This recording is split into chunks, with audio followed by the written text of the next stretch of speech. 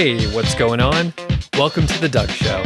I'm Doug Cunnington, and in this episode, I'm going to talk about the importance, or at least the relevancy, of being around other people that sort of have the same mindset of you as you, being around like-minded people and that sort of thing. So today, I have actually been on vacation for a little while. So today is my sort of first day recording, and hopefully I'll be able to talk.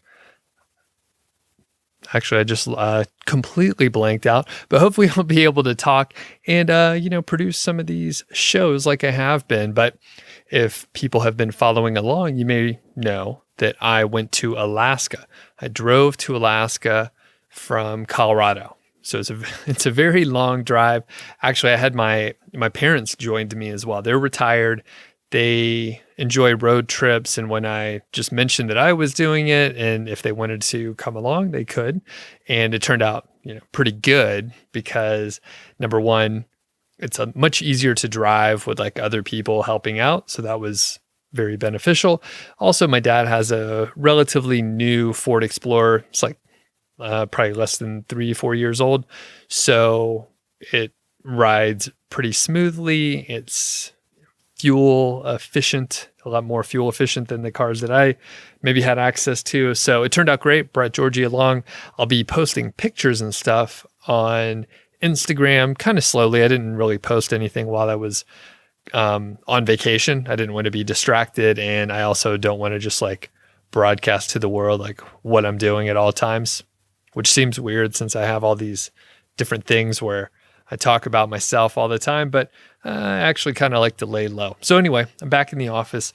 I'm doing stuff again. It was really good to take roughly a month off. I was largely not checking emails except for once a week or so. I had VAs working on, things for me. I had writers doing things, and I will get to the topic, by the way. But the cool thing is I hired several different contractors and different pieces of work to be done on my business so that I didn't have to do anything while I was gone. And some of those are vendors like Content Development Pros or Content Refined or even Human Proof Designs. And my VAs were able to make decisions for me and basically serve as me, right? So they were able to field emails from different parties, and they knew what I would probably reply back, or if they didn't, they would be able to get in touch with me, sort of batch their questions together so that I wasn't bombarded with just random bullshit questions that I don't really need to answer. And it was fantastic. I'll probably talk about that in another show and kind of go a little more in depth, but it's pretty cool to just remove yourself and see how things go. And it went okay. Anyway, it was a very cool trip. I'll actually be talking a lot more about the Alaska trip because there was so much that we did. I think I traveled about 8,000 miles in 25 days. And my folks, they drove to Colorado from Atlanta. So they had another couple thousand or 2,500 miles or so that they went additional. So it's good to be back home, honestly, but it was also good to get away from the heat. I'm not a huge fan of hot weather, and it was pretty hot. It was almost 100 degrees when I left Colorado. So as soon as I started heading north, it cooled off quite a bit, as you could imagine. And it's still warm here, but it's not as hot as it was. Anyway, let's get to it. A couple things I'm going to sort of mention. You can imagine I'm for hanging around like-minded people, or at least the sort of people that you want to be moving in the direction of. And I'll explain. Now, I didn't really pay much attention to this sort of concept until probably 2013 or something like that. Probably when I discovered this online marketing stuff and working online and all that sort of thing. But sitting where I sit now, reflecting back, I see that so many of my behaviors were shaped by the people that I was around. So my behaviors, my thoughts, just generally how I was looking at like the work that I was doing, what I wanted to do with my life, and all that kind of stuff. Now, I don't necessarily know what I want to do with my life, but I know several things that I don't want to do, which is also helpful. So I made a list. I made some notes to prepare. And I was looking back at some of the decisions that I made in the past, especially ones that were like kind of shitty. So I kind of jotted down what they were, sort of the years that they took place. And then like now I'm doing things much differently. And when I look back at like some of the folks that I was hanging out with, which I mean, they're my friends or they were my friends, and we've moved on to different areas of life or had different circles of friends or whatever. Like, maybe they're perfectly happy like where they're at, but I realized that I wanted to shift things. So example number one is when I bought a house, and that was back in 2005. And you probably are thinking, hey, that seems like a pretty bad time to buy a house. Well, it was. It was probably like one of the worst times to buy a house ever in the United States, maybe across the world, I'm not 100% sure, but it was a shit show overall.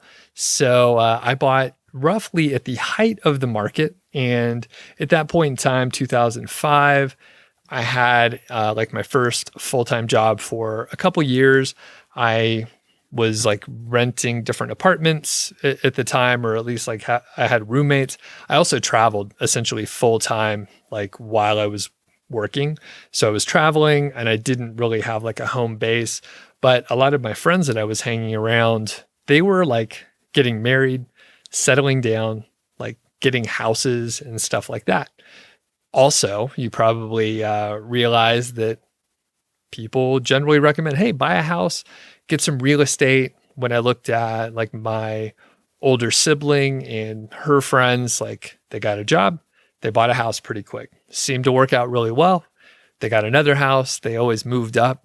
My parents did this a few times. Like basically buying a house up until that point seemed like a really, it was a fine idea. It was responsible. And that's what I thought. I was like, hey, this is a responsible thing to do.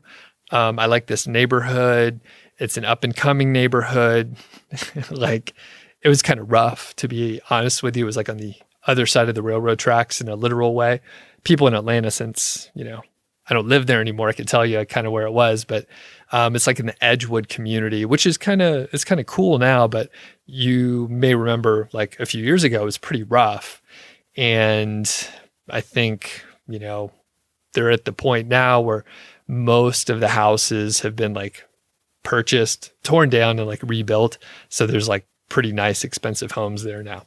So anyway, I bought a house, terrible time, ended up upside down, a whole other story for another day. But eventually I let it go into foreclosure. When I had it as a rental house for a few years, I saw like basically it was a terrible like cash flow situation. And like I had no recourse with the mortgage company and any of the plans that were out there and programs to help people out that bought houses that like they were basically upside down. They didn't apply to me because I had it as a rental home. So I was making good money as well. So essentially I was with a bad investment. So eventually I let it go. Best financial decision I've ever made, by the way. So that was fantastic. My credit score was fine. I don't borrow money anymore. So your credit score doesn't matter as much. Okay, moving on to another roughly around the same time frame.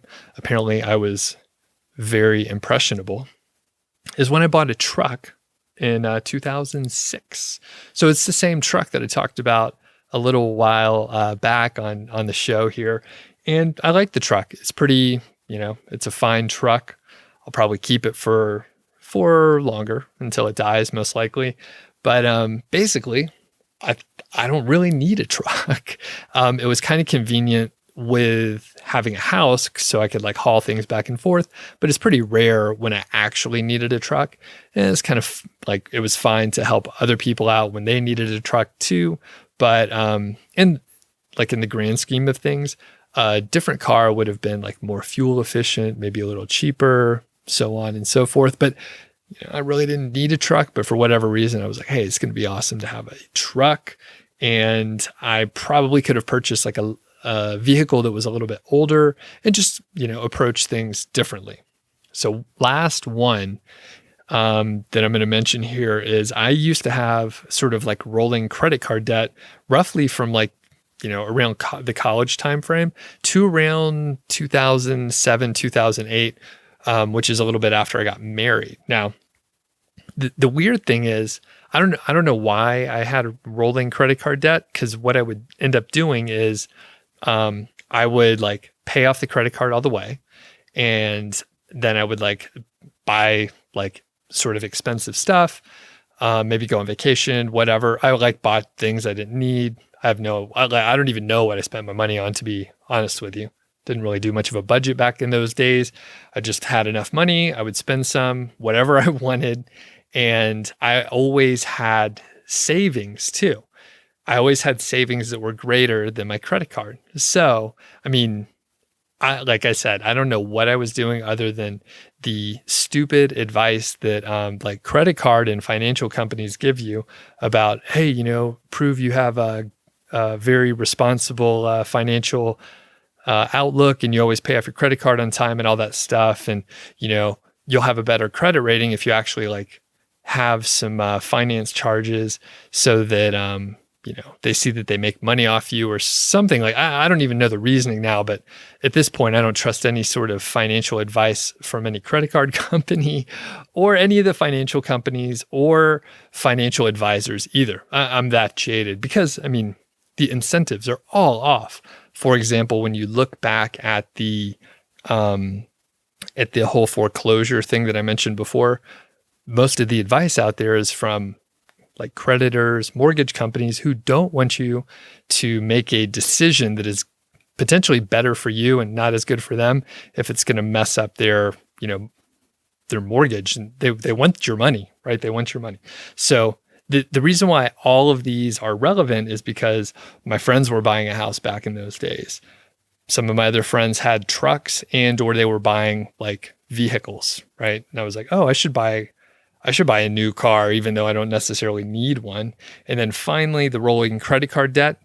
Basically, all my friends had like rolling credit card debt or some sort of like big financing, whether it was for their car or credit cards or whatever, furniture, what have you. Now, the cool part is I slowly like just stopped being friends with those folks through just, I think, like natural, just growing apart. Like we moved further away, different jobs, blah, blah, blah. So I don't know 100%. There was never like a falling out or anything like that, but I just stopped hanging out with them as much slowly over time.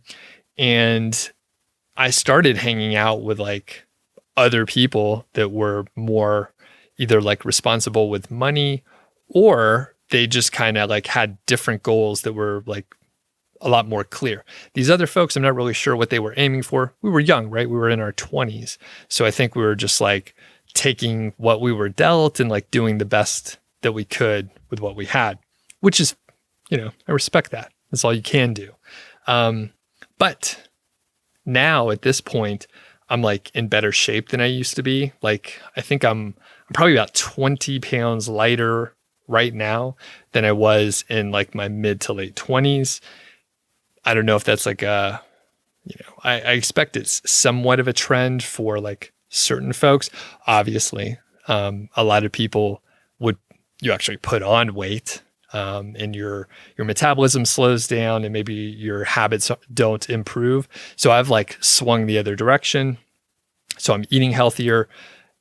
I mention intermittent fasting all the time, at least in the context of the show. And I'm feeling much better.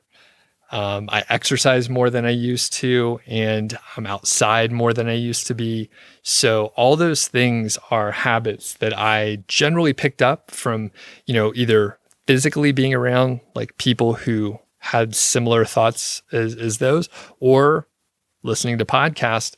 Like I said, I think a lot of these mindset shifts for me occurred after 2013, after I discovered Smart Passive Income and several other podcasts. I don't think those podcasts that I was listening to necessarily had those sort of healthier ideas, because that's most of the things that I mentioned just now. But it's also like a mindset shift where instead of having a corporate job and thinking, wow, this is fantastic, I really want to do this for the next 30 years or whatever, or I hate it and I'm going to do it for the next 30 or 40 years just because I have to. Now I'm like, well, maybe you don't have to do that stuff. Maybe you can do things differently. And you don't have to buy into all this that I'm mentioning right now, but like the mindset shift is like, oh, you can change, right? You could change your behaviors, and part of that maybe would be hanging around like-minded people. And it's very interesting, and I want you to think back to maybe a time where you were, I guess, I don't want to be too redundant, but around like-minded people, or people where you were like placed into a different environment than what you were used to. And then you all sort of like became a little bit more similar and like each other.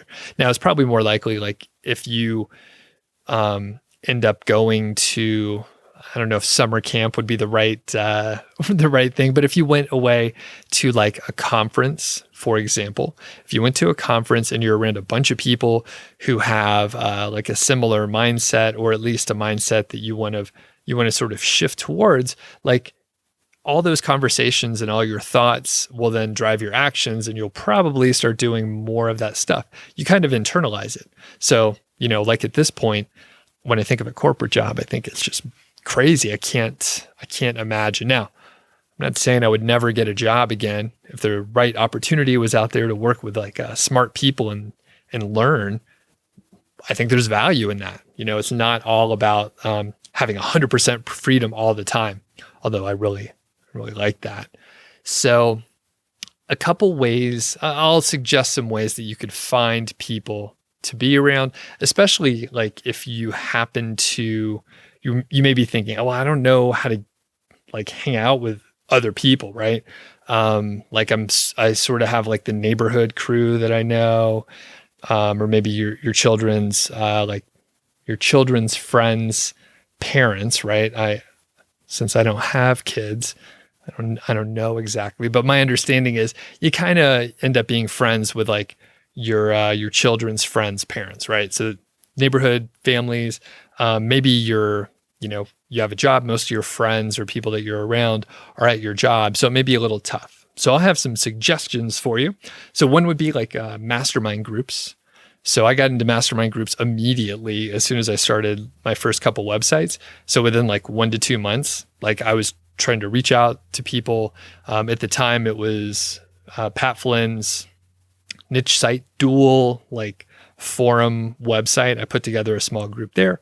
We probably met for about 6 weeks and then sort of grew apart, and like it just didn't work out all that well, to be honest with you, but it served the purpose, especially for me. I mean, I learned a lot from everyone there. And I think some of the other people, like they weren't committed, they weren't serious. And they were, honestly, a few of them were just lazy. Like they said they were going to do something and then they didn't do it. So I quickly formed another group with some other folks that were, they were doers, right? They would actually make some, statement that they were going to do something, and they actually did it. Pretty big deal. I mean, just that alone, just being around people that are like, I'm going to do X, and then they do it. That's huge. Most people don't do shit. They're very lazy. Next would be local groups and like meetups. So these are everywhere. You could just go to like meetup.com and try to like find some groups that are meeting. There's a lot of entrepreneurship groups. Depending on the size of your city or like what is around you, you probably have a good chance to have like very specific type of meetup group. So it may not be just like entrepreneurship. You may be able to find like an internet marketing group or a WordPress design group or whatever. Like it can be very narrow, especially if you're in a big city.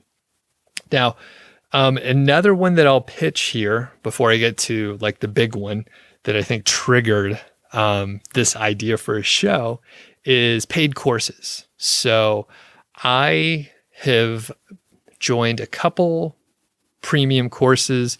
I'm trying to think how many, like 3 to 4. And I think most of them were, I think the cheapest one was like $1,000 and the most expensive was like around 4,000 or so.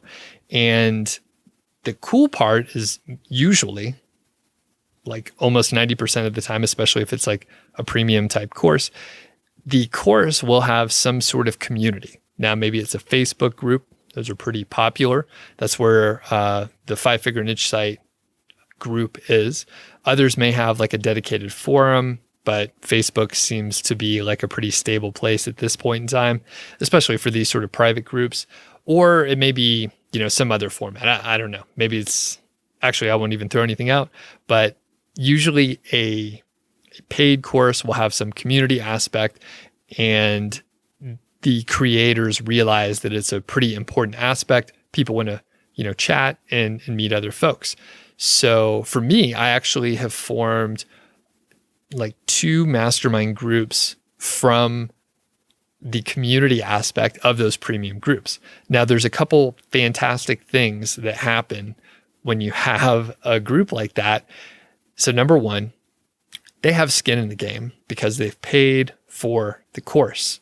That is very big because you'll end up getting like a better level of commitment just in general than random people. Now, I'm not saying that you can't find a great group without joining a course or anything like that. But if someone paid $2,000 to be in the course and to be in the group, they're going to respect the group. Number one, they're going to respect your time, most likely. And they are very serious about whatever it is you're studying or whatever you want to talk about. So that's very key, in my opinion. You have skin in the game and they're a little more committed than just some random folks out there. Now, the other cool thing with that is, actually there's 2 more. Good thing I don't number these.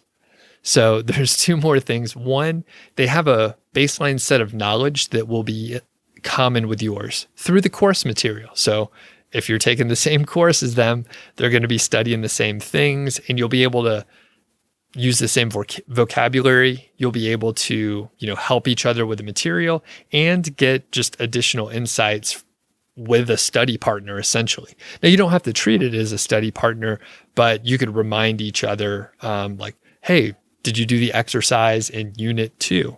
And literally, like, I've had those experiences with the mastermind groups that I formed out of courses. So you have those couple things.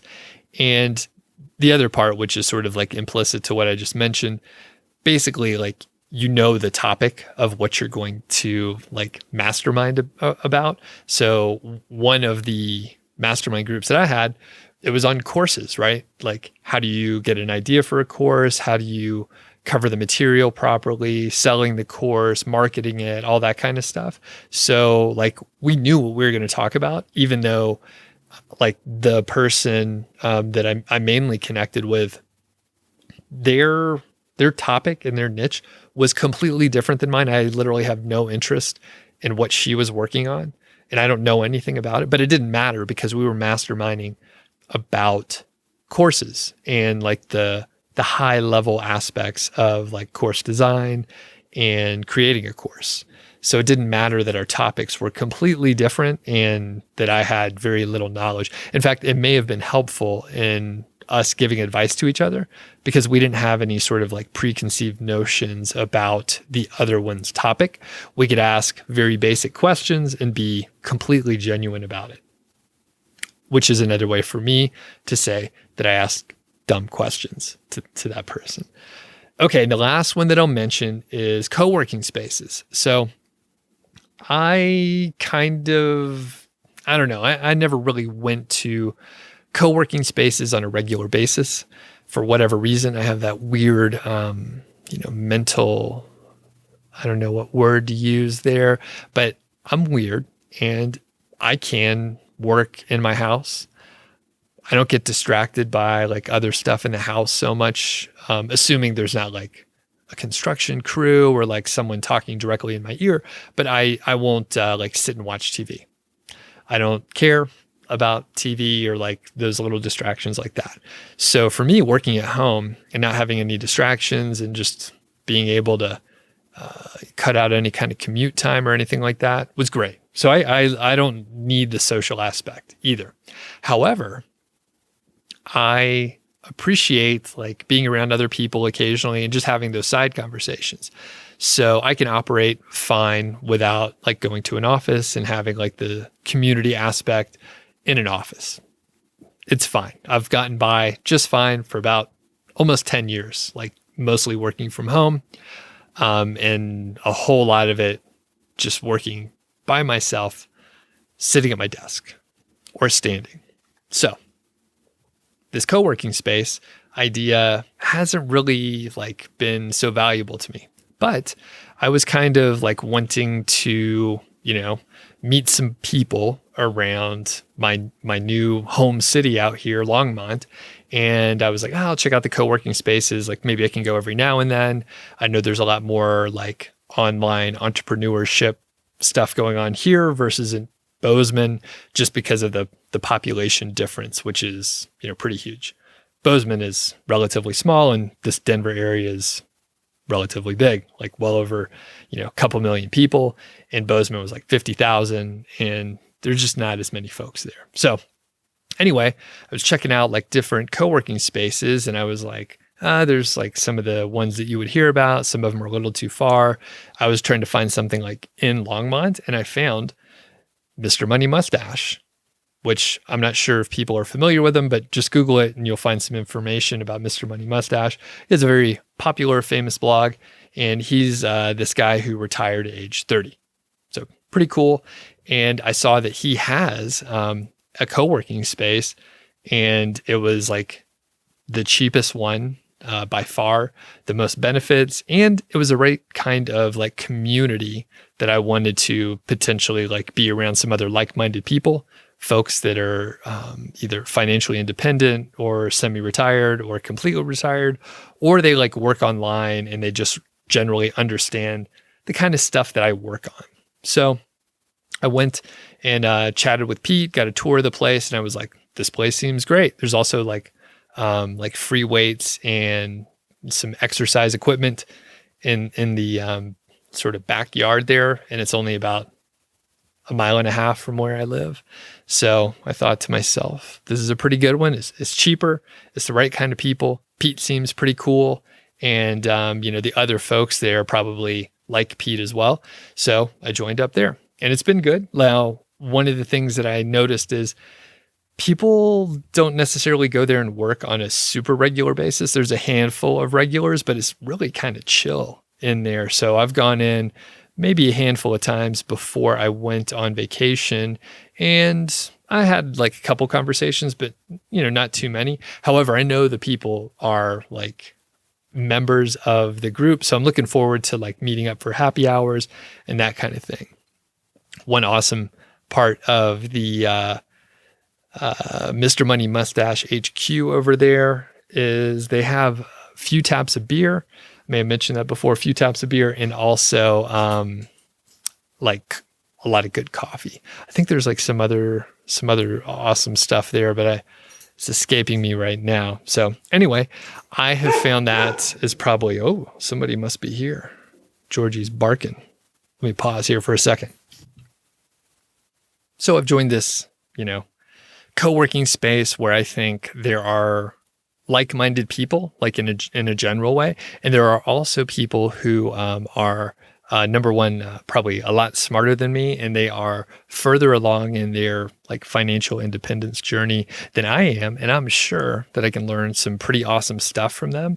And just being around other like-minded people, as I keep like just beating it into the ground here, like it's a pretty good idea. And I have to, apparently I locked my wife out, so I'll be right back. Oh man, yeah, I sure did. I locked her out with a deadbolt there. So it's like 100 degrees today. So I had to go let her in. Yeah, sorry about that. So anyway, I think what I was saying is that being around those other folks at the co-working space is probably going to be very interesting. I think those folks are working on interesting things, and I'll probably be able to learn a lot from them. Hopefully I know a few things that they don't know, and I'll be able to, help other folks out as well. But the whole idea here is around like your mindset. And if you're just around a bunch of people, maybe at work, like my old job where everyone is just like accepting the status quo. Everyone is just like, oh yeah, we're getting 1% to 2% raises. Looks good. Or people are complaining about crappy bonuses. These are all the things that I used to do, by the way. So if you're in that sort of scenario, you're either going to have like negative thoughts, or you're just like, I'm stuck and this is terrible. And being around like other people that see possibilities elsewhere can be like super motivating, inspiring, and all that stuff. As I mentioned, as soon as I found these podcasts where people were working for themselves and like making money online, I was like, oh, wow, I had no clue that could happen. Like I had no idea that was a viable option for me. So we will leave it at that today. Now that my wife is home, since I opened the door, all that commotion, pretty rough ending here. So thanks for sticking with me. And quick little plug for the aged site case study. So basically things are going pretty well. I encourage you to check out the like raw notes page. So if you go to nichesiteproject.com/ASCS for age site case study, you'll see the raw notes there. And I can't remember the stats off the top of my head, but in June, the site made like $8, and in July it was like 37. And in August, like at this point when I'm recording this, like it looks like we're on track to break $100, which is, fingers crossed at the date I'm recording this, which is going to give you some insight on how I'm scheduling things. It's the 19th of August. So things are going pretty good, and I have a bunch of content that I've published. I have a lot of backlinks that were in play as well. And all of this work was done while I was on vacation. Like I got everything scheduled and published 50 posts all while I was gone. It was fantastic. I didn't deal with any of the BS of like answering any questions from like generally anyone. So it was really nice. I encourage you to check out those notes and some of the updated, what do you call those? Income reports, right? The revenue reports from Amazon. So you could go see some of the screenshots over there. Additionally, right, I'm not releasing all the information in the same place or in the same formats or anything. So I'm making you chase around for it. So if you want everything, you got to go check out the blog, and you should head over to YouTube as well. There's some updates on YouTube where you get to see me wave my arms around and talk to the camera. So have a great day out there. We'll catch you on the next episode.